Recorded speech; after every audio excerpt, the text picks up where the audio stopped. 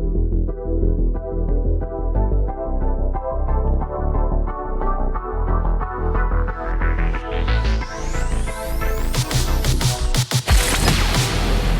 time to down your unders. Down your unders. Review and dissection of content from some of the sharpest minds in the game. Hosted by Adam Camilleri. Art of War. Down Under.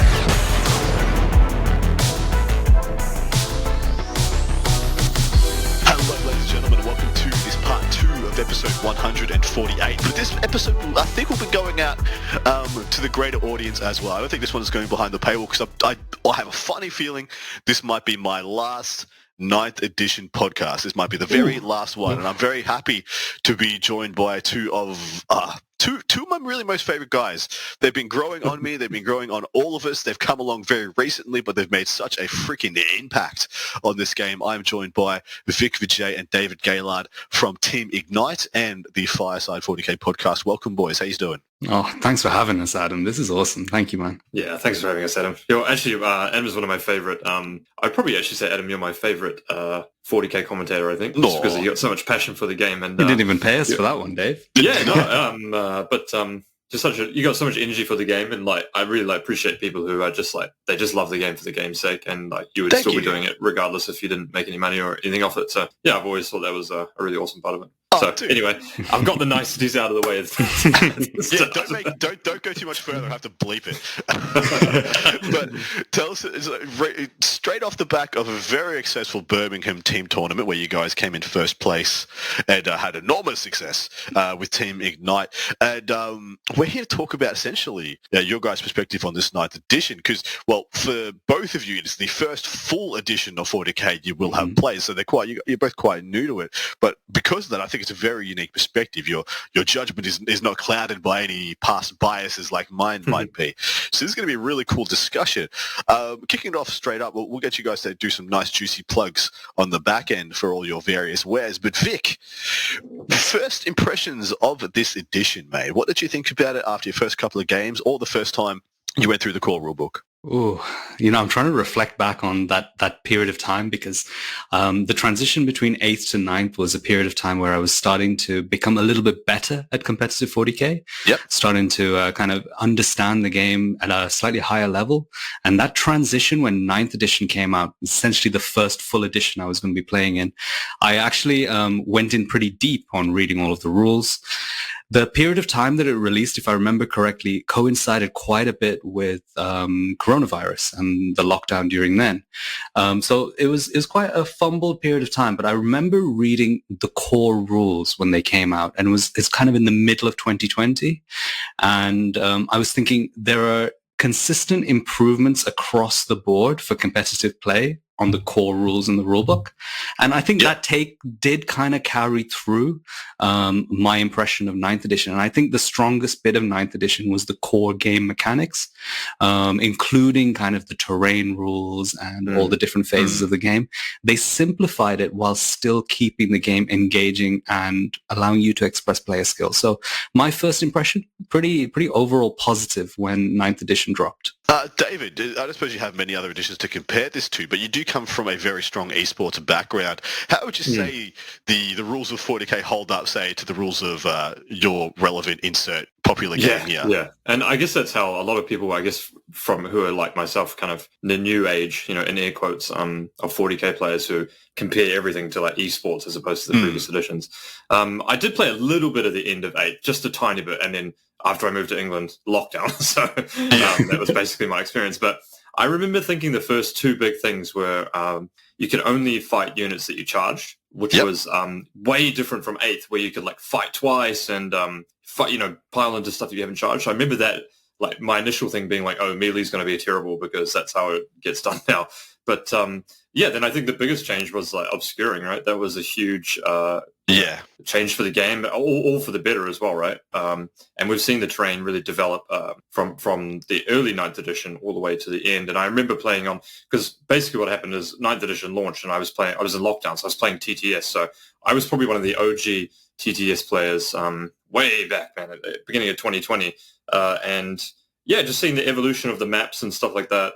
mature from maps that were horrendously bad to maps that were getting a little bit more balance between combat and shooting and all that stuff, and obscuring playing like probably the most key role in that. And the biggest thing was where the bases were on the terrain, right? So if it was a hard L, it had no base, only lips and stuff like that. So yeah, I guess those are two of the couple of largest changes, right? And it's good to see that I think that they've carried them on into 10th edition because I think they're a really fundamental way about how we play the game.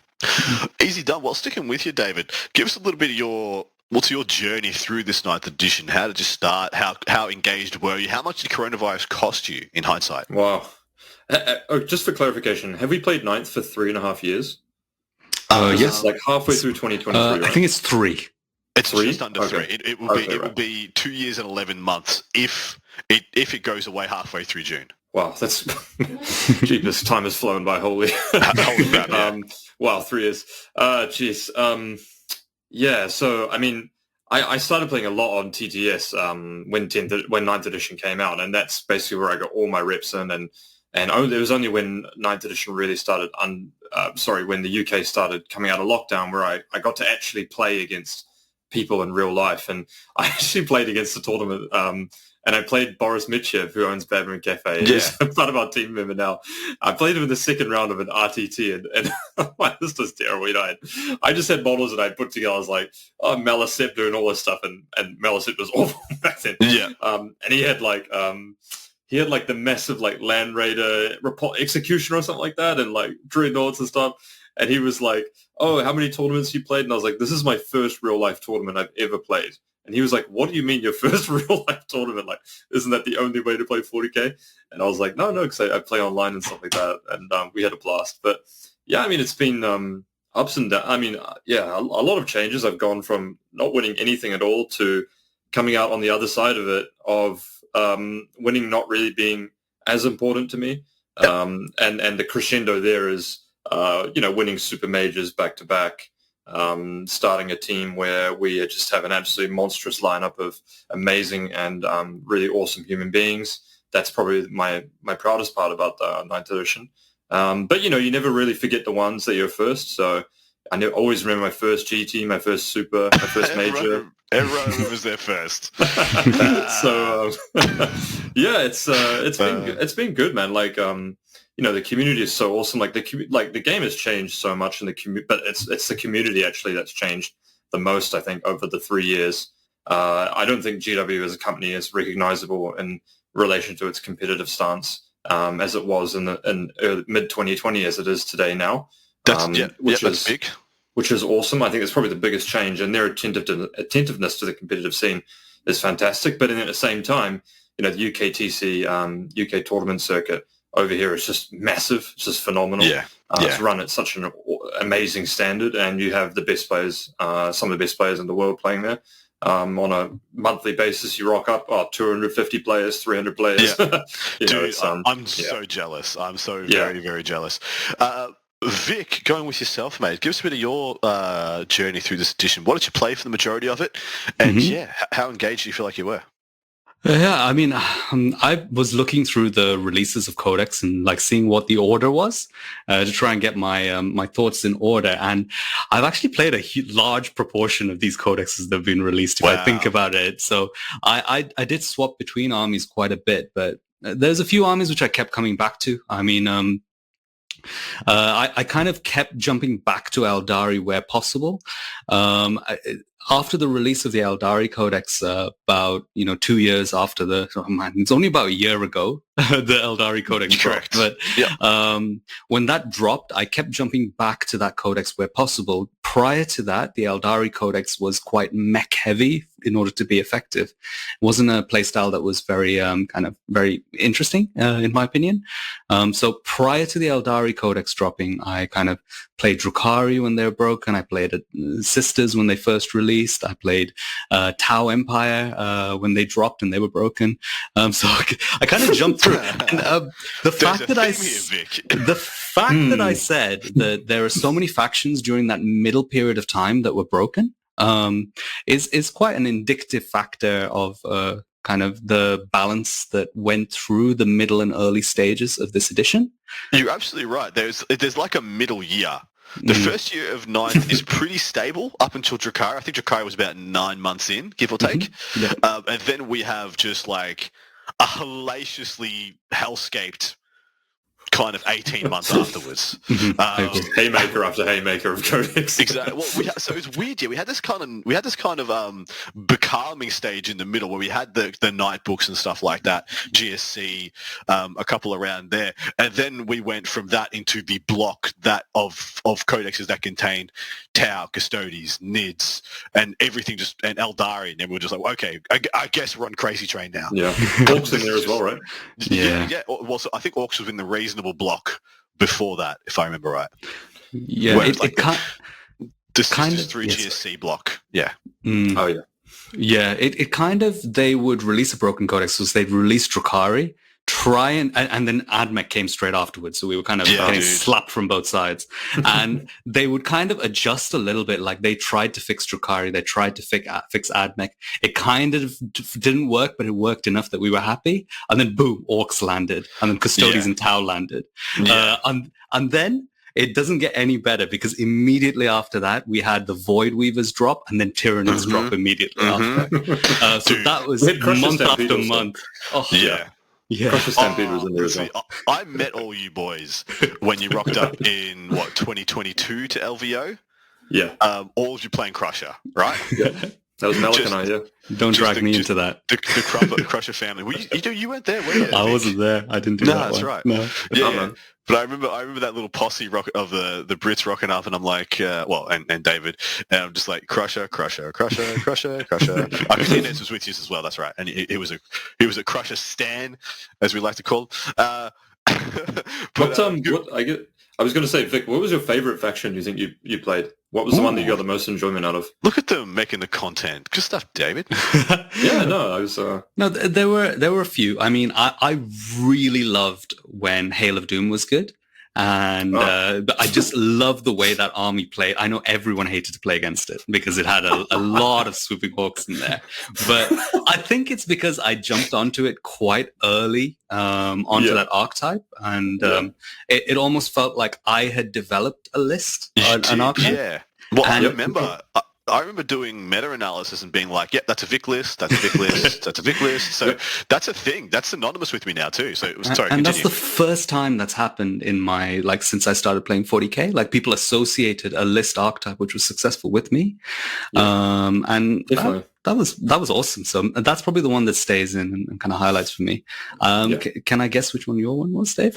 Go for it. You might not if I might not get it, it's either the AdMech or the Leviathan. I don't think it was. No, it's neither of those. No, the one that I enjoyed the most, it wasn't either of those actually. I really enjoyed Thousand Suns and Flamers. That was my really loved that. Go. But in all seriousness, I've been really enjoying the Guard too. The Guard have been really, really fun, player skill wise, expression wise. I've been enjoying that too. But I guess if you had Hail of Doom, I had Leviathan Tyranids, right? You kept me in check. I kind of archetyped that list, and then that got played a lot, replicated, and then I got fortunate enough to kind of win the first big super major with Guard as well. That was the fun with the Born Soldiers list and the Sentinels and stuff. Oh, the Sentinel spam. I remember that. Yeah. And then recently been playing the armored superiority and Swift as the Wind, which is it's been cool as well. But I think Guard might have been the funnest. There you go. Really cool codex. Yeah. All right. What has been your opinion of the Balanced Starter Slate and Chapter Approved systems that have really come into their own in this edition? We'll start with yourself, Vic. So I think the approach to balance is probably one of the key things about 9th edition. And the initial balanced data slate that dropped was at a moment where one of the bleakest moments of 9th edition. It dropped when we were kind of surrounded by 6 AdMech flyers and half of the factions were utterly rubbish in the game. And then we had this moment of kind of hope from Games Workshop when they dropped a balanced data slate that was actually very sensible. It had enough impact while still not completely destroying the game. And I think their first balance change was to introduce a two flyer limit to the game. And whilst that didn't actually correct flyers, because we still ended up with lists that had 2 flyers dominating. We had the 2 Harpies and the 2 Sunshock Bombers. Correct. It did show an approach that was, quite promising for future updates. And I think that first balanced data slate, and then every, number of months we had further balanced data slates, were really good until the very last one, which was a little bit, didn't really do anything. And they kind of missed the mark on one of the main problems with Desolation Marines. But before that, I thought they were so on the ball with their balanced data slates. So I think that's a very impressive part of this edition. Yeah, I think actually the first balanced data slate wasn't aircraft, was it? It was Vanguard going from 4-up auto wound for 1 CP to 2 CP 5-up auto wound, and Skitarii Rangers going from 80 shots to 60. I think that was the very first incarnation of it. Was that a balanced data slate? Or just an FAQ kind of thing? I don't remember. But I remember playing a tournament, mid-tournament, it getting dropped, and I was like, oh. My eyes because that 1 CP auto wound of 4-up was just, oh, man. Wild, man. Mortarian just bonked dead. Yeah, that was good. Moving on from that, I guess extrapolating that into some other portions, what do we think about the way GW has done Armies of Renown and, I guess, supplements this edition? Because this is one where I think they could cop a fair bit of criticism. Rather than using these things to balance or enhance the viability of more units, like they did, they had all the great intentions in the world with the Zangor Brayherd. Poor thing didn't even touch the sides. This is what I believe they should be doing with these things, rather than giving us Cult of Strife, which makes the rich richer, and Bloody Rose, which really just means that you can't play any other portion of the Systems of Battle book because Bloody Roach just gets so much more. What do we think about this as a system that they've really instigated in Ninth? Because we've seen that you guys probably have been around long enough to know that they've been doing formations and specialist attachments, all these things, consistently for the last decade. But this iteration, I believe, has got a lot of problems.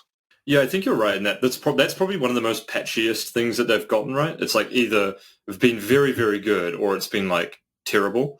Like the Zangor Shaman one was awful. Crusher Stampede was obviously insanely good. Possibly the best they've ever done, by the way. Yeah, I think you could probably argue that, right? It certainly took something from like a 20 to like a 100 overnight, just because you could stack so many rules here. Like, I don't know why they did that. Well, and so we'll talk about Crusher is almost its own beast. I'll jump on in the end. You guys have your say.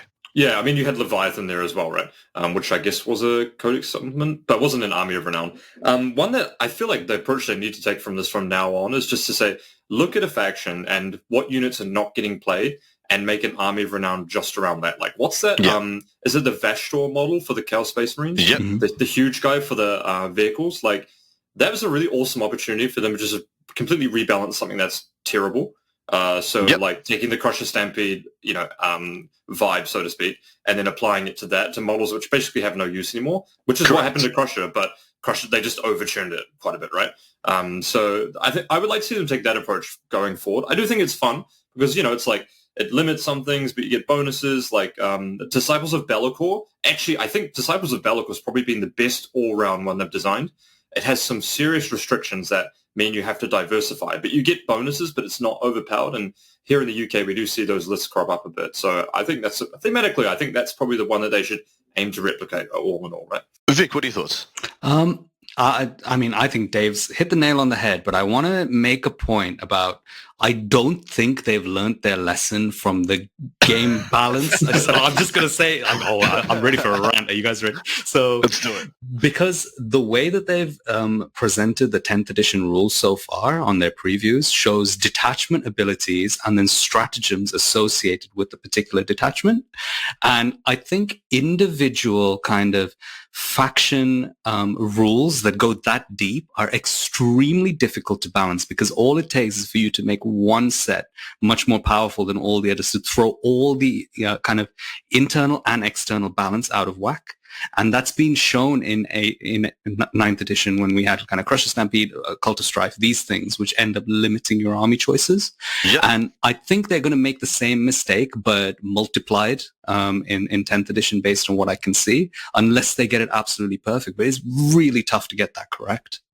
Yeah, because it's not exactly as if you're rebalancing anything. You're just adding something on top that's completely optional. Yeah. So you can either choose not to play it or choose to play it. Mm-hmm. And there's no downside to implementing something like that for the player, right? It's only a buff. You just pick the one that's best and stick with it. Yeah, exactly right. Yeah, it really risks the internal balances of many factions. It's much like, well, you could almost look at these like little detachments as their armies of renown, so to speak. You can definitely see some ones that start to have restrictions in it, like say, well, this one must have, more fast attacks than XYZ. This one must be, everyone must be in a transport or some crap, and you get another bonus. And this could be the route we're going down, because I fully expect for there to be a Dark Angels, when Dark Angels get their own rules, Dark Angels have their own detachment, etc., etc. Very like a Drukhari book that very well has its own detachment for homunculus covens, for witch cults, for cabals, etc. So there is a lot of depth that they can play around here. And yeah, but you're right, they do risk a lot of internal balance, and they do risk upsetting the apple cart, which is exactly what Crusher Stampede did. So Crusher Stampede, I feel like I could do a whole case study on Crusher. It is possibly the best, most complete, holistic buff that I've ever seen in a single document.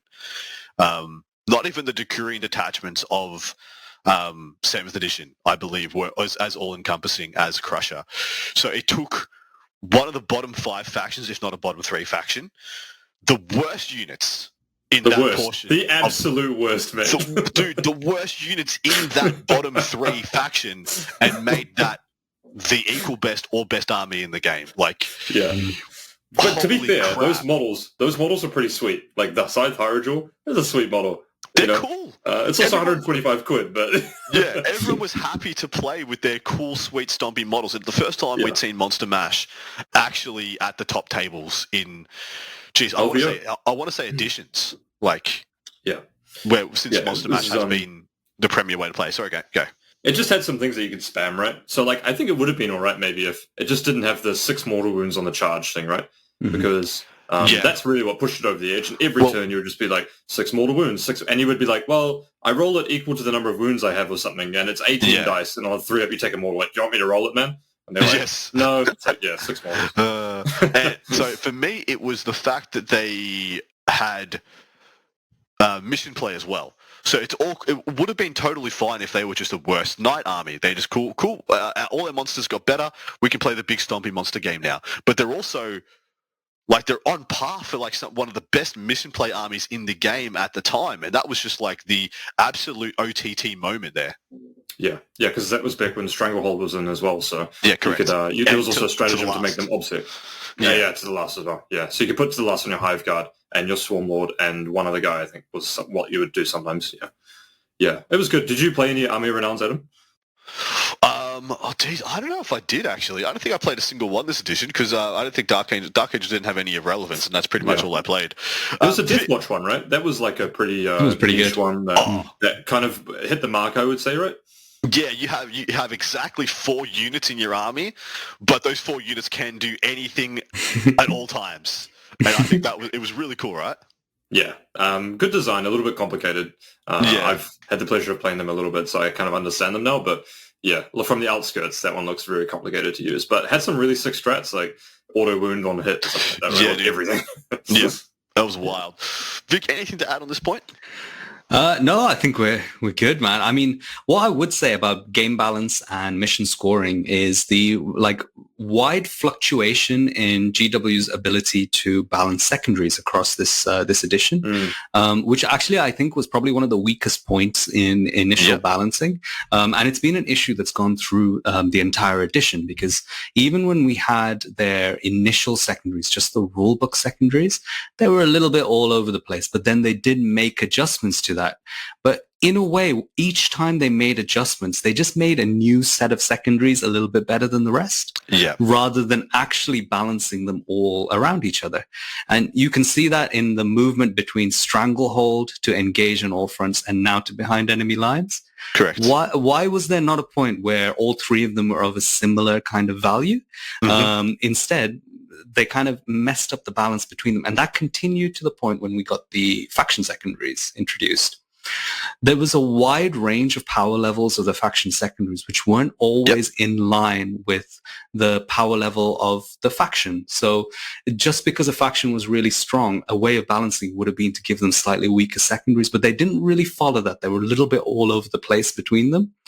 And, I think it would have been amazing if the faction secondaries were used as a kind of a replacement for some of the rulebook secondaries, but gave you a very flavorful way of playing the mission without being necessarily extremely strong.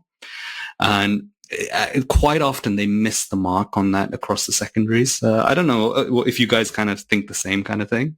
No, I agree. Like there were some factions that had awful secondaries, right? Like, Tyranids, for example, had just awful secondaries. What they did is they turned their data sheets up to 11. But their secondaries were terrible. And it's like, come on, guys, there must be a midpoint. Tyranids is the one they got right, in a way. I see what you mean. Yeah. The other ones, they kind of didn't. Like, you look at Sisters, they were really good with insane faction secondaries. And how do you look at one faction secondaries like the Sisters ones and then another factions and try and compare the two when they're so vastly different in power level? Yeah. I do think I was just going to say, I do think from a game design perspective, I've always said this, it gave them another lever to balance factions. And I think that was a very smart thing to do, because you can see a faction like Necrons go from literal garbage to like a very, S tier, the best, just with an introduction and clarification and improvement of secondaries. So like that's a very direct lever, right? It's like, shock is, it's like, shock tactics, right? It's 3 points. Okay, well, that's like kind of okay. 4 points. Well, it's better than 3 points, so that should directly affect the win rate in theory. So it's like a direct implementation they can have to adjusting the balance. So I like the concept of it, but you're right. There was so much discrepancy between those that did and those that didn't have faction secondaries. Yeah. So I think there needs to be a distinction made, especially with Necrons, because I think there was a bit of a difference between using secondaries to make an army more viable or to round out an army list, and then what they did was give Necrons the best secondaries of all time. And we need to acknowledge that it wasn't just like trying to improve them like this. They wanted to see, I truly think that was an experiment to be like, well, if we just gave them busted secondaries, can it make the worst army in the game better? If we pull this lever hard enough, will it make a big enough difference? And the answer is yes. If you give them just like, we got tabled on turn 3, we still got 45 on our secondaries. And what's interesting is from a business perspective, it's very easy to create a faction's secondaries to be very strong all of a sudden, and then that ramp up model sales, right? It's very easy to do that. Like it doesn't take, for example, printing a whole PDF book and all that stuff and go through the design team and the release team. They just go, we'll just turn all the secondaries up. And then everyone was like, I'm a Necron player now. You're like, that's a business model, right? But that's exactly right. Was that experiment just as much of a marketing experiment as it was a thing? Like, can we just see this document we put out once every 3 months? Can we just like double the sales by slapping some secondaries in there? Yeah, exactly. So I thought GW were actually doing this on purpose. After I got punched enough by GW's broken codexes, I thought, okay, you know what? They're doing this on purpose just to like spike up sales. But then there was a moment where GW completely changed their tact on something and did something they haven't done before, which was nerf the Leagues of Votann before they were released. Correct. And I think that goes directly against the idea that they're trying to push sales through, and they were actually thinking about faction balance and the health of the game. Yeah, that one thing has given me so much hope that the intentions of Games Workshop to create a good competitive scene are actually good. Yeah. So here's fingers crossed for that. Vic, segue, perfecto, because that is one of the talking points. Because it's the first time that has ever happened, and it's a thing that it's a talking point of the edition. A codex got nerfed before it was released. See, I think this is as a consumer, I think this is a horrific thing. Absolutely terrifying. Completely like hurts my confidence in the company and the product that I'm purchasing, this book of rules, in that it was invalidated before I got to own the book. Now, there's been a lot said to how hard they went, how hard they didn't go. And I do think they went overboard. They were a bit heavy-handed with their nerfs. I think they either could have done rules or points, but doing both was a bit too much. Yeah. I would much rather have Votann come in as still a S-tier faction, but not a world ender, and then adjust from there, like Tyranids got to, like Town got to, like everyone else got to, rather than them coming in meekly with their first model range and, a little less fanfare. Is this something we want GW to do? As in, be this proactive. I know, Vic, you've just come up with a pretty positive stance, but it is very dramatic what they did. Okay, let me jump in here. I'm going to flip the script on you, Adam. Do it. Let's say, for example, all the 10th edition things get leaked, right? And there is something just atrociously busted, like unbelievably busted. There right? probably and is, WTC is just around the corner, right? I mean, it probably, yeah. Okay, just for clarification, Vic and I don't know. But hypothetically, would you want the same action to be taken, knowing that a big tournament like WTC is right around the corner? 100%. So as a consumer, as a person purchasing a product, the confidence is absolutely bust. But I was just coming at it from the counterpoint to where Vic was coming from, which I absolutely agree with. As a competitive player, as a tournament enjoyer, please continue GW. This is great. Stop the game from being imbalanced and broken. But I know so many people who didn't buy that book and get invested in that faction because they were just like, well, I'll just wait till and see what their 10th edition rules are now, rather than buying it was their first codex, the first one for the faction, and the only thing people are going to remember for it are the bits about the bits in the book that aren't in the book, if that makes sense. Yeah. But I don't think it would have done the faction, the community, any positive. It wouldn't have been a positive for that Leagues of Votann Codex to be released as it was, and I think overall they missed the mark a little bit. And they could have probably balanced them a little less harshly to still keep them as a bit more flavorful on the board. But I think overall they've gained goodwill with what they've done there. And you can see it across the last 8 codexes that they released towards the end of 9th edition. There's definitely been some change in philosophy as they went through it. And after Tyranids, they went Chaos Knights, Imperial Knights, Chaos Space Marines, Chaos Demons, Leagues of Votann, Astra Militarum, and World Eaters. And I would say, except for Leagues of Votann, which they got wrong and then they adjusted, all of those have been extremely flavorful, powerful, and well-balanced codexes. Astra Militarum, okay, a tiny little tweak, but even without the tweak, I think Astra Militarum's power level was slightly overrated in the competitive scene. And I think all of those were nowhere near the broken levels of the previous kind of 10 codexes before that. So I think they've won a lot of goodwill between all of the actions they've done and shown that, look, we're not going to introduce another extremely broken codex on purpose here. We're going to make sure that the game is still flowing well and the competitive scene continues to grow. So, perfect example. We've got David here who's been playing Guard exclusively for the last couple of months. Was the power of the Guard Codex overinflated, or was it people just were decrying it because of what we just seen them proactively do to Votann, and because it was coming into pretty calm, stable waters?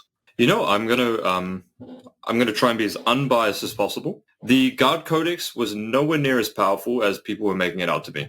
And I've got a little bit of barometer because I always do this when I go into tournaments. I talk to people all the time. I'm always chatting to people. I'm like, how have you found Guard? And 9 times out of 10, most people would go, oh, yeah, I've played against them a few times. I just beat them every time. And I was like, that's interesting. Because the reality is the Codex had a ton of limitations in it. And so, for reference, Vic and I said after LVO, I was like, I'm going to look for a new army to play. I think Guard might be a direction to go in. And Vic just used to crush me every single game, man. Oh, my God. I got so tilted some games. And the reason why is because the Codex didn't have everything in it, right? It didn't have, I would give anything just to get Vanguard veterans in Guard. A 12-inch fly, infantry. What do you mean? Rough Riders don't do it for you? That sweet cavalry keyword, Oh, God, so bad. But, obviously they had some things that were really strong, right? Like Kaskin was strong. The Finial, I don't think was anywhere near, for example, I don't think Guard was anywhere near as good as the other codex that had got busted, right? And correct. You needed to play with a lot of player skill and agency to do well, and I think, Vic can be the true test on this one. But I think if you look at the winning guard lists and you look at who's been successful on guard, it's actually a very limited player pool. And if you look at the tournaments, it's actually almost me that's won very, very large tournament with good terrain. You were trying not to. You're glorious, Dave. I appreciate it. I appreciate you were trying not to just be like, well, it's me, guys. Hi. My name's David. Yeah, but and for example, one of those tournaments I won on the cusp of playing the new book with a pretty innovative list. And then the second tournament I came second in, Warhammer Fest, I was playing a completely off-the-wall archetype no one had seen before, specifically designed for the terrain of the tournament. And I think that's a good example of a codex where if you put the dedication into it, it is powerful and very flexible, but it has limitations, and you need to play very tight to make it work well. So what else do you want in a codex, right? It doesn't actually stat check people unless you're playing on no terrain boards. I don't know, Vic. You're bang on, man, because it's about being strong without being broken. Broken ends the game. The competitive scene just becomes everyone brings 9 Void Weavers or, whatever, 100 Orc Buggies or something. But a strong codex is the rules are in there. It's very strong, but only the people with high player skill will win the events and do extremely well with them. And I think the Astra Militarum Codex was perfect because it was really good with some bits that were okay, look, the Finial's a little bit ridiculous, Kazakin a little bit ridiculous. So let's FAQ and adjust just those tiny little points rather than the chaos that was caused to the meta when Tau and Custodes dropped or Orcs dropped or Eldar and Tyranids dropped, So I think Astra Militarum's power level was probably the power level that people can aim for with their codexes. And, honestly, I don't think Astra Militarum are that much more powerful than, say, Chaos Demons or even Chaos Space Marines when Emperor's Children when they first came out. Yeah. And it's just I wouldn't say they're... I think top 5. I don't think they're a top 5 faction at the moment. I was watching the stat check 9th recap video actually, and I think they were the 6th or 7th highest win rate. I would not look at that because right. You know the rule of those boys. There's two constants in 40k. Well, it's probably 3 or 4, but 2 of those constants is that Guard and Orcs will never have a big win rate. Just straight up. There are too many people who are just treadhead enjoyers who just want to slap their Baneblade down no matter what the meta is. Same goes for Orcs who just want to play, 100 boys yell one, run at you while, pounding an entire 6-pack at once. These kind of people. And we need them. We love them. They're the lifeblood and some of the best parts of our community are those individuals. Absolutely enjoy it. But they will hurt your win rate, undeniably. But so there was a really interesting thing that happened. Some of our teammates were playing Manchester, Brian's side, and we were on Discord chatting, and after round 4, there were 4 guard players undefeated, and I made a bet with someone, and I said, I bet you in the next round there will be no undefeated guard players, and they all lost in the 5th round. As soon as they hit a good player, they all lost, and I was like, it's not really that surprising, right? Because you have to be extremely onto it to get, to break the point. And UKTC doesn't really have I've seen a couple of big guard tanks, but for the most part, it's pretty solid over here, I'd say. Yeah. Well, that's going to bring us to our next point. Jumping off guard a little bit because we covered it pretty well. What do we think of terrain this edition? Because you boys didn't play through 6th and 7th and 8th and whatnot, but terrain has, for the majority of the last couple of editions, been a non-event. 8th edition, it pretty much didn't matter. Terrain was kind of not a thing. It was one of the big things that they promised would matter in this one. It turns out, we're all hilarious, right? We spent all of 8th edition bickering upon which is the best way to play the game, ITC, WTC, rule with missions, etc., etc. And then we all play the same missions and immediately start bickering about which is the best table layout to play on WTC, ITC, or UKTC. Vic, what has been your impression of terrain this edition? So I had a little bit of comparison with 8th edition because that was where I think we saw the development of kind of larger L's get introduced into terrain, solid L's to block you and you can hide behind them. We saw it in the UK, at least. That's the bit I know. We saw it with LGT terrain start to develop, and then Glasshammer terrain was a big push, as well as Vanguard Tactics. And that kind of pushed through into 9th edition. And we then started to get the UKTC format come into play with the LGT terrain developing into that. And I think we got a little bit lucky because we ended up with a very balanced terrain set that was individual to each mission that was played. And between Glasshammer, Vanguard Tactics, and the UKTC, all three of these terrain formats were actually very, very well thought out. And then just over, the sea, we have a WTC played across Europe, and we're influenced by that side of things as well. And I think the terrain rules have worked out incredibly well over here. And we've ended up with a system that doesn't necessarily overly favor melee, overly favor shooting. It has a nice mixture of terrain which affects like really big models, infantry and vehicles in different ways. And we've also made use of dense cover, defense lines, and some of the more interesting terrain options, terrain traits. So overall, I think this is a very strong terrain set, but it's only good because the UK scene has adapted it very, very well. So it's molded the meta. Mm-hmm. Yeah. Couldn't say it better myself. It's been the most influential thing, really, hasn't it, in so many ways? And I think, without alluding to it too directly, we've all been to those tournaments. Perhaps we might have travelled long distances to play on terrain sets, and then realised that that's had a very large impact on the outcome of our game. Deterministic or not. So yeah, I think we've been spoiled here in the UK, and Vic's covered all the notes. I hope that for 10th edition we can come to the point where we are today sooner. So I hope we iterate and experiment faster in the UKTC, because there's no reason why we can't. But it will take time as well. Like the early terrain is probably going to be like pretty average when we look back on it. But I hope the UKTC and UK organisers are really onto it and getting player feedback and want to get back into it and start iterating again. I like that, and I hope that is the case. All right, jumping and talking to you you boys a little more personally. Both relatively new players to the high-end competitive scene, well, new players to the competitive game altogether. How well do you think GW has done supporting this competitive game, promoting it, making it a core facet of the product and of the entire community? Yeah, man. If I had to give it, if I had to be honest, I think it was the only conclusion you could come to is they've done quite poorly. And now that may sound strange because I've just talked about how great the community is and everything like that. But the reality is that that's a collection of individuals that don't actually work at Games Workshop organizing all of that. So the UKTC, for example, has got nothing to do with Games Workshop.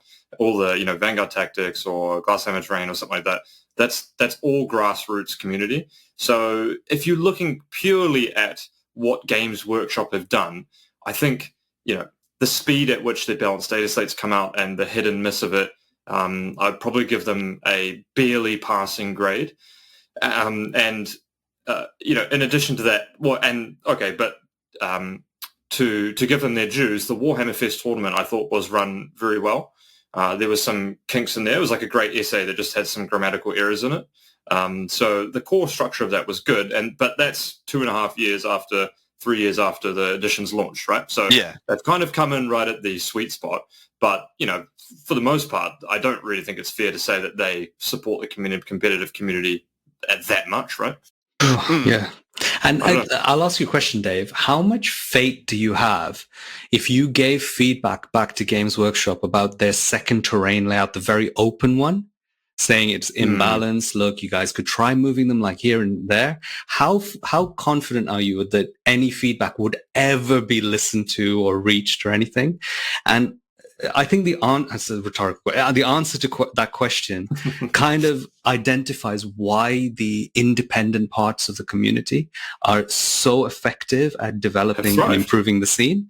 Exactly, and, the less independent those things become, the more worried I would be about stagnation in development.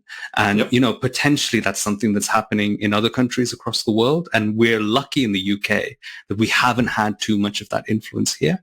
And that's why it's probably one of the most successful competitive scenes in the world. And I think that's just because. Sorry, if you're a listener that's not the UK, it probably just sounds like we're talking up the UK all the time.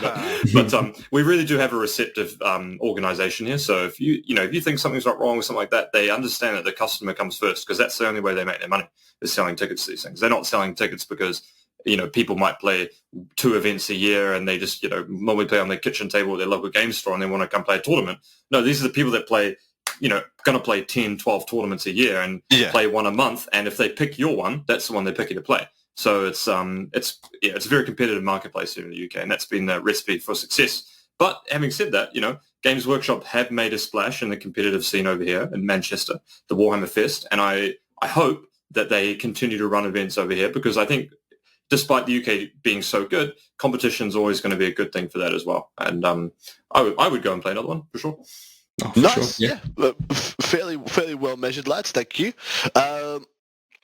Power creep, everyone's favourite sticking point, and a case for why hopefully the last 12 months of the edition is what we should remember them for, rather than the rocky 18 months we detailed in the middle.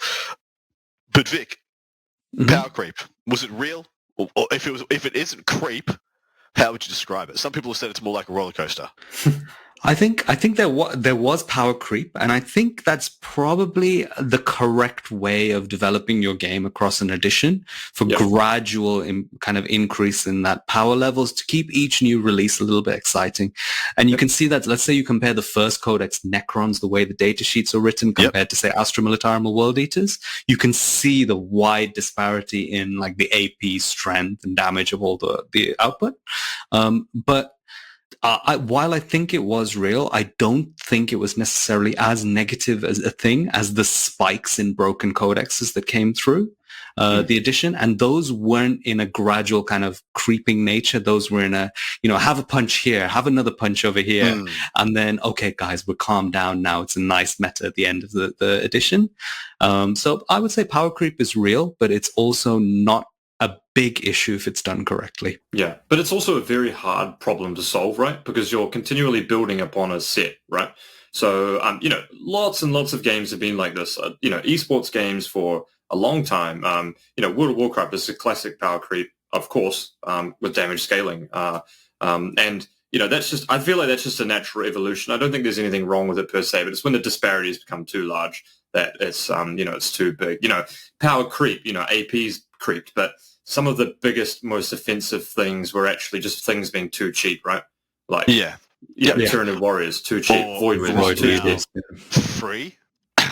Free, yeah, exactly right. So, I think GW, what I hope for 10th edition, what they're not afraid of is going super deep and nerdy on faction identity. So I would love to see correct. This guardsman's like, he's got the blah, blah, blah from blah, blah, blah. And the rules are like, it relates to something like super, in the books or something, right? Or like this Necron secondary is based upon like this dynasty and you have to be within range of 2 other, it's like, I would love it if they made all the faction stuff way more specific instead of trying to create generic secondaries for that.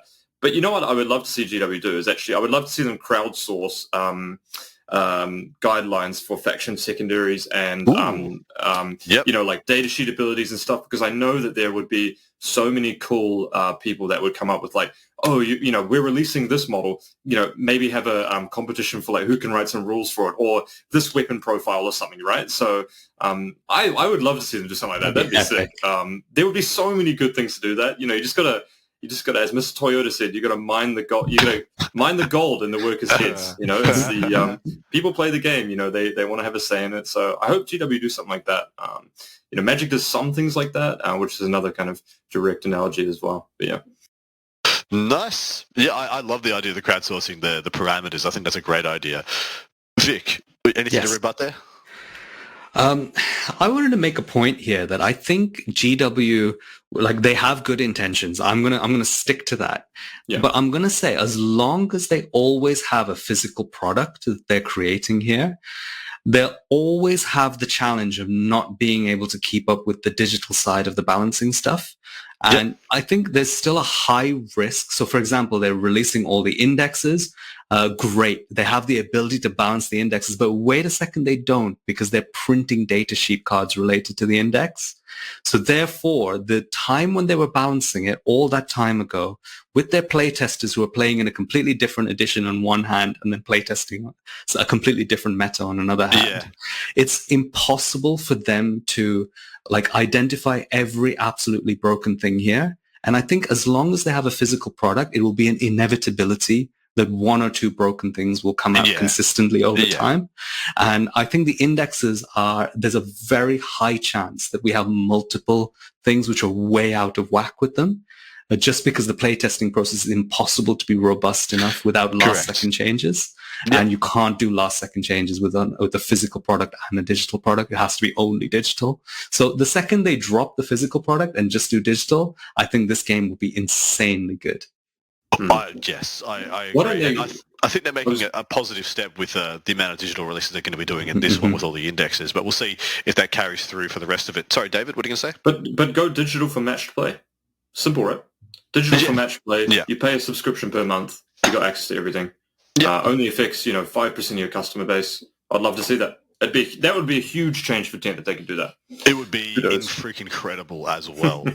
Because the game, by the way, if you can't tell, all three of us think the game is fantastic. Like, that's the reason we've played the game. This has been the most consistent game I've played for any stretch of time, I think. Really? Dedicating the amount of hours I've dedicated to it. Yeah, I mean, typically in esports, like, I played, 2 years and I played a sponsored team and then I dropped off and stuff like that. But this has been the most consistent game I think I've played, for especially with the amount of time I've dedicated to it. There you go. Which just shows you, it's because it's so difficult to play so well. So I hope it's a beautiful game, and anyway, we definitely do play in the MOBAs of. Thankfully, our community is a little bit less toxic there. All right, Vic. Most favoritist thing about this 9th edition, mate, can be a moment, can be a miniature, can be a game, can be an army, can be a freaking anything, can be a data sheet, a rule. Wow. Of this edition, I think. You see. Oh, Dave, have you got one? Mine. Have you got yours? You hit it first, man. This is so hard, but you know what? My team Ignite winning the team tournament last weekend was probably just a culmination of so many things. Like, we got our design work done, our shirts done. We just came there and did business, and I think for me that was leaving a team that I kind of grew up with playing Warhammer with to start my team with Vic. And it's just a culmination of so much hard work, and team tournaments are freaking awesome. So, that would be my highlight for the whole thing, I think. Yeah. Hell yeah. I mean, I was waiting for you to say something like that, because I don't want to say like an individual rule or codex or anything. I think 40K has had an insane impact on the lives of the people around me and myself to be able to be a valued member of a community. And I think that had such a positive impact on my entire life. From meeting the close friends I have, like Dave and yourself, Adam, to being able to give back and grow and teach and learn myself. I think 9th edition has been the time when all of this has kind of happened for me. So that's my point on this.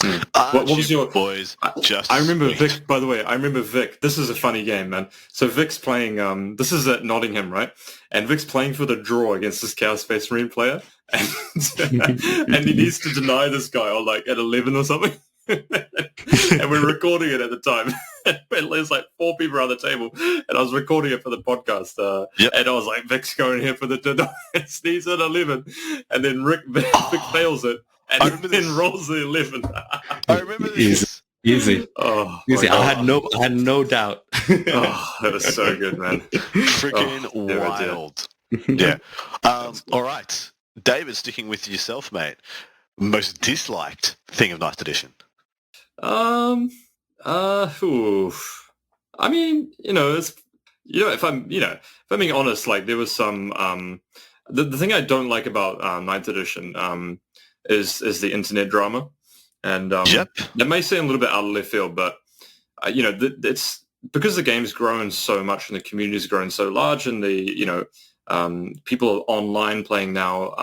I do think that there's a bit of toxicity out there in the community, especially on the internet, and that's, some people like that's, some of the elements like that still exist, but I think it has gotten a bit better as well. But that's the only thing I didn't, I don't really like. I don't like drama myself. Like, I never like getting into it or talking about it or something like that. But that's been the only thing that I really, that's actively made me think, like, should I play, Warhammer? Yeah. Or something, right?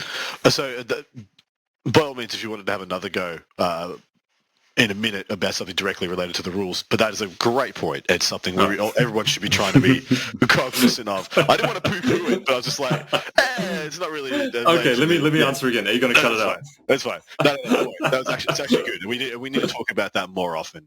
Because it's just unneeded negativity, and it snowballs and spirals, and last thing we want to do is be a rabble with our pitchforks. Vic, yeah, exactly. Yeah. Yes. Least favoritist bit. So, when the Eldari Codex dropped, there were a couple of leaks here and there, but they were all pretty rubbish. We didn't really know what was going on with the Eldar Codex. And when it released, the version that released, all the playtesters were like, oh, this is actually really different from what we thought it was. Yeah. And when I got that Eldari Codex, the day it released, like it was available for everyone to see, opened it up, read through it, got to the points page, looked at the points, and the Void Weavers looked like a typo.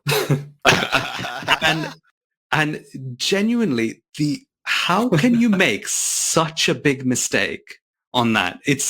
And the thing is, all of the Eldar stuff was pretty balanced on points.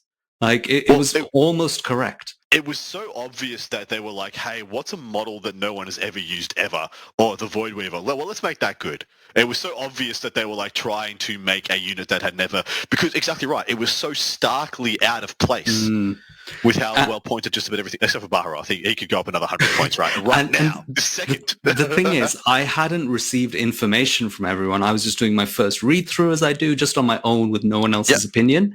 And I saw it immediately on my first read through as a striking error.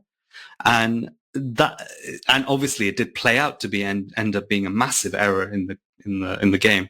And I'm just, that was my most disappointing bit. And I lost a lot of faith in the playtesting and balance process of GW. What's the okay, I'm going to butt in because I don't know if we've covered this one, because this is a juicy one. I'll go with Adam first. Adam, what's been the most busted army or list at any point in time?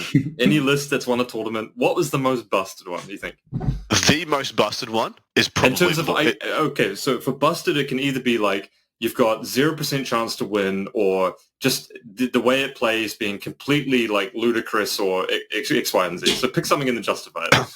So I do think it's the Void Weavers were the most toxic OP, OTT, a single list of the edition. I think the Tyranid Codex was the strongest single thing of the edition. I think that was the best codex, was easily the Tyranid Codex. But the Void Weavers was the strongest, most oppressive, dumbest list, I do believe. I think there's about 3 or 4 contenders for most busted, but we'll see if we cover them as we go. All right, your go, mate.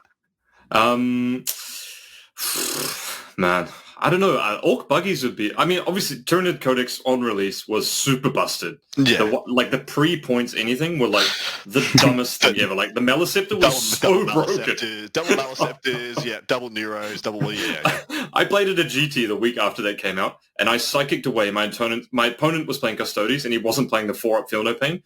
I was like, David, just try and beat this guy without actually charging him. I literally psychicked him off the board out of line of sight. Dude, I was in the Art of War house. I was in the stream house when that book dropped and we started playtesting it. And seeing how quick... I've never seen players of that caliber capitulate so quickly. Like, John would play a turn 1 and people would just be like, yeah, we're done. It was the most ridiculous crap. Anyway... Orc Buggies was probably my most annoying list to play against, I think, because it was just dumb, It was just, they indirect you and they could do it on 4s, annoying. Yeah. Vic. I mean, I think that period of time with AdMech and Orcs being really, really good with the flyers and the indirect fire was just the time I just stopped playing 40k. completely. I just literally left the game and just said, you guys carry on. I can't be bothered with this because this is just going to keep happening. So yeah, that's probably the bit which I think, broke me. Yeah, and this is like 6 planes, go first, and then like delete. And 800 either way, ports if you don't hit the admech, you'll hit the orc in direct fire. So it's it's very interesting how geographically locked some of these things are. I never ran into the 6 AdMech planes. Never ran into them in Australia. They didn't exist. Mostly because AdMech is pretty expensive, I'd imagine. Oh, absolutely. It's so dumbly expensive down here that AdMech is a very niche army. There's only a handful of very dedicated and actually very good AdMech players down under. And I'm assuming, in New Zealand as well. But the fact that it's so geographically locked. I did run into the buggies. But so the big one here, the Dark Technomancer Eldar was everywhere. Everywhere, man. You couldn't. If you went to a 60-player GT, you had to beat him 3 times. if you were going to win the event. And one of those guys was Matt Morrisoli was playing that trash as well. And so the best guy in the area, was playing. It was so disgusting. So there are my contenders, by the way. The top 5 contenders, I think, for the most busted thing. I think the Void Weavers, the pick whatever the on release Tyranids, Freebooter Orcs, Dark Techno Drakari, and I didn't experience the planes, but I did experience the all infantry, unkillable. Oh yeah, unlosable AdMech. Yeah, the 180 swarm dumb shit. Still somehow just tables you with shooting, but they've only got rifles list. So I put that one up there as one of the 5. And any you would add or take away? I mean, I think that AdMech list is absolutely interchangeable with whatever. I think Tau, when they came out, also is probably up there. And I think those factions that we've just discussed there are all the ones which went beyond being strong and went into the realms of being broken. Just below that, just within the realms of being very strong, is when Flamers dropped and they were too powerful. Correct. And they helped push T-Suns up to that. Yeah. But even they didn't quite lip over to the broken levels of the other factions that we mentioned. It's exactly right. It's weird, it's very strange that that discussion. So this is another talking point we're going to get close to closing off. But you guys haven't played in many other editions, so you don't quite know the depths and history of allies and soup that we have in the game. 8th edition naturally had a lot of soup. How do you feel about 9th edition essentially going to near monofaction restrictions? I wasn't a big fan of it, to be honest with you. I remember when they released the Ark of Omen pack, I was really disappointed in the simplification of the detachment construction, primarily because I think the complexity in the game is only good for the game's longevity from a competitive perspective. So I think that whenever they simplify things, it's kind of disappointing to me, because it just means if you put that much more effort in, you get more out of it. That being said, it is a lot more clearer. So there was one instance where you could play Emperor's Children. Someone was arguing that you could play Emperor's Children and then Zinch, and then you could also get the Zinch Secondaries or something like that. So it was that whole part was just a lawyering of words and whatnot, which is, so that's the flip side to that, right? You can have complexity, but it breeds more situations like that. I think where we are at the moment, Ark of Omen, they could just expand it a little bit more, like that pack, that section where it just says, you can play this and this. That's completely fine, and they should do that, but just expand it a bit more, right? Yeah, I agree with that. So I love Inquisitors. I have every single Inquisitor that I could get my hands on. I love them. They're so cool. Do you have Karamazov? No. That's the guy on the throne, isn't it? It is. That's a shame. Do you? Do you, Adam? No, I don't. Oh, man. Someone does. It's like a block of metal, isn't it? Someone does. And I look at the rules for adding Inquisitors and Agents of the Imperium to your list, and I look at the ones for 10th edition, and I think this is awesome. That's really cool, and that's a very slick way of doing it. And I see the way that you can add Harlequins to Eldar and little traveling patrol. You can add knights to your list. And I think these are very subtle little tweaks that you can make to your army without completely changing how they work. And I really like the ally system. I think it's very good in 9th edition, and hopefully it looks quite similar in 10th as well. To be fair to Games Workshop, it is quite a tough design space to make airtight. Like, it's not straightforward at all, because if you just say, oh, these things can mesh with these things, and then you release new codexes, which is exactly what happened, you get a kind of, this is, an earlier edition, and this is the latest revision, and they kind of conflict and clash in ways which they probably didn't intend. So from their perspective, you've got to give them their props there. It's a tough thing to get right. I mean, I would love them to be really restrictive, to be honest. I love when they restrict things, when they say, look, you can only have one Tau commander. If there's this really powerful heavy support choice, this is a great unit, you can only have one in your army. It's a rare choice or something. I would love to see them do more restrictive things, because I think it helps a lot more with game balance than trying to balance 100 faction secondaries against each other. You got to sandbox it at some point. That is, I mean, I've toted so many ways for GW to try and balance this game over the years. Some of them being seasons where you can only use certain sections of your book, or like you can have like one heavy support choice for this faction this season, and they change it next season, etc., etc. Stuff as wild as that, because the reality is they have upwards of 20 factions. Every faction has, apart from Harlequins and T-Suns, has, upwards of 15, 20, 30, in the case of freaking Space Marines, 100 data sheets. And then those data sheets have nuance and choices and options therein. It's a lot. It's a freaking lot. And I think the more we can sandbox it into a smaller, while still diverse and enjoyable thing, I think will be the better. But finding that balance, finding where that sandbox is, the one that feels like we're not playing with too few things, but there's enough things that GW gets to adequately balance it, that's just so hard to determine. So, Adam, to segue off that, because obviously we've got 10th edition coming out, the indexes, like, are you hopeful that the game will be in a good state in 6 months after? It's a long time, right? 3 months. 3 months after 10th edition is launched. Are you hopeful that Games Workshop will be a responsive company and it'll be in a good place, or do you think it'll take another 2 years before we get to something good? I do. So in 8th edition, we did have this good period. So on release, the codexes, it was absolute S-storm. Absolute fecal matter everywhere in Index 8th edition. I expect this to be that, but a little bit better. Like, I don't expect this. I expect it to be busted stuff, undeniably. I expect there to be issues all over the place. We're just in for the roller coaster. It is what it's going to be. There was a very nice bit of Index 40K Index 8th edition, where it was exactly what you're saying, David. It's about I think it was more like 6 months afterwards, but I think we could get there 3 months afterwards, where we had pretty much what we have now.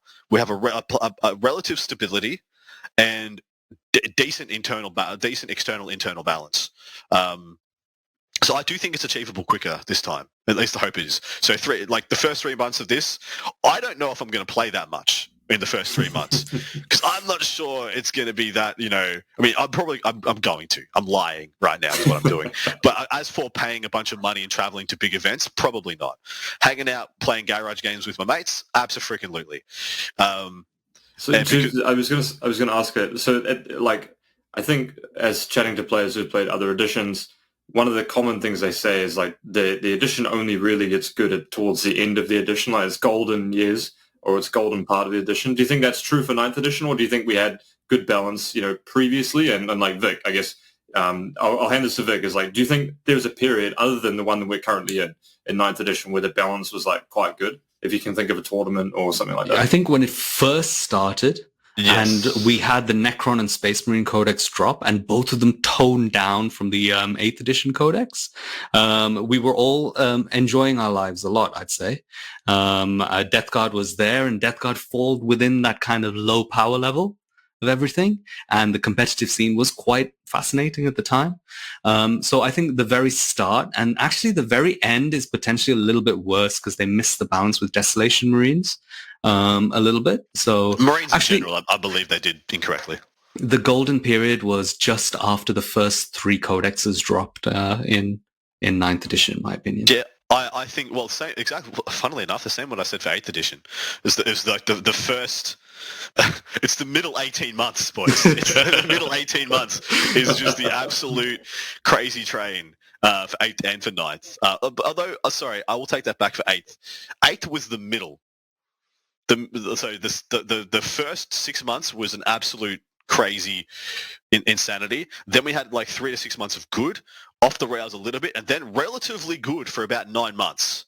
The WTC in 2019, the 9 months around that meta was, I still think, that the best meta we've ever had competitively. I think you could argue that I think the Nephilim pack, the 6 months of the Nephilim pack, is as good or better. I think the Knockman pack was pretty good as well. Arcs of Moment is relatively good as well. I think if they just did Marines a little better, we didn't just have Melter Rats, Space Wolves, we didn't have OP Iron Hands again. If they just took the top off Marines, I think this would be just as good, if not better. Perfect. It would be perfect, right? Well, I think at Warhammer Fest we had a very good faction representation. In the top 16 it was very, very healthy, and I think a lot of people in the top 16 felt that there was a lot of play in whatever they brought to the game. Mm-hmm. Iron Hands probably pipping everyone there, but and Space Wolves being very strong there as well, Dari being up there as well. But I think everyone thought that they had a game when they came to the table in that top 16, and it was really player skill that was going to push you through there. So I think that was a good good meta. If we can accomplish that at any point in the next 6 months, hopefully, I think I'll be giving them the passing grade, I think. Fair. Yeah. The leeway is big. Just don't make it broken. It's make it strong, not broken. Exactly right. Which I suppose is what I was getting at with the Votan. Like, take away in their pre-release nerf, take away the broken, leave enough to be strong. Because what they came in, and I think they're only getting results now. Like, I see them taken in decent numbers at the moment now. Like it was. Never mind. It's a whole thing. We're gonna wrap this up. Plug yourselves, boys. Tell everybody where they can see yous, get involved with yous, enjoy yous. Go on, Dave. You got this. Yeah, I guess. So I'm David Gaylard, and this is Vic Vijay, and together we host the 40K Fireside podcast. It's more or less a lot like this, where Vic and I just chat about our competitive experience, what we've got going on, which is more or less the UK TC circuit. Chat about the meta. Vic finished second in the world last year. I finished fourth in the world. Currently the highest ELO rated player. We've got enough titles between the two of us if you're looking for credentials. But that's what we host, and we're part of Team Ignite, which is a recent team. We've just had the pleasure of crushing the Birmingham Teams tournament. And so, look out for us in the future. And, we're all on Discord and stuff like that as well. So if you're ever looking for us, or come find us on YouTube or something like that, if you want to ask questions or something like that as well. We're generally quite friendly people. Couldn't have said it better myself. There we go. Beautiful. Well, gentlemen, thank you very, very much for coming on. I do love that you admitted you just copy me. It's fine. Yeah, exactly, right? Yeah. You heard it here, guys. We're going to get that Northern Hemisphere, That's right. We'll split the world in two. The Ignite podcast network. I'll take the South, you guys take the North. Wait a minute. The South has got like 9 people in it. Anyway, I know what I'm about.